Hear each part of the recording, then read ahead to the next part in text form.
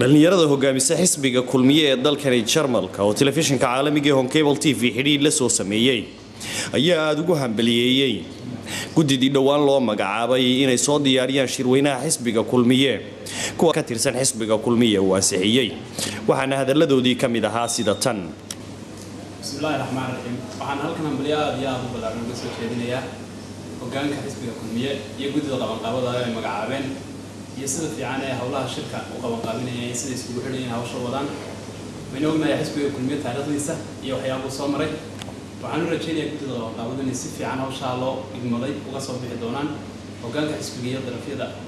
kulmiyana si fiican loo shaqayn doonaan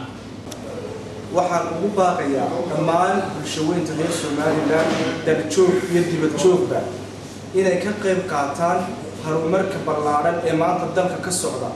oo ay ugu horeyso oo ugu baaxad weyn tahay wadada Ceergaabo iyo Burco isku xidha wadada Ceergaabo iyo Burco isku xidha hadii aan gacmaha la isku qabsan shacab iyo xukuumad dibadjoog iyo daljoogba cid kaliya ma dhisan karto oo kama bixi karto marka waxaan ugu baaqayaa dhammaan bulshooyinka reer Soomaaliland inaanay u kala harin wadada maanta Ceergaabo iyo wadooyinka kale laftooda tan iyo intii ka dambeysay markii xukuumadda uu hogaamiyo Axmed Maxamed Maxamuud Siilaanyo ee xisbiga kulmiye ay cagta saartay in ay muujiso waxqabad ballaaran ayaa qurba joogta reer Soomaaliland ee ku nool daafaha caalamku waxa ay muujinayeen hididiilo iyo waliba sida ay ugu qanacsan yihiin sida ay uga qayb qaadan lahaayeen horumarka ballaaran ee ka socda dalkii waxaana soo baxay qurba joogta reer Soomaaliland ee ku nool dalkani Jarmalku inay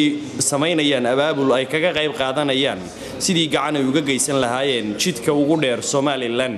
ee isku xidha magaalada Ceergaabo iyo waliba magaalada Burco ee gobolka Sanaag iyo gobolka Togdheer Mustafa Xaaji Aadan Haarun telefishinka caalamiga ee Cable TV wararka Europa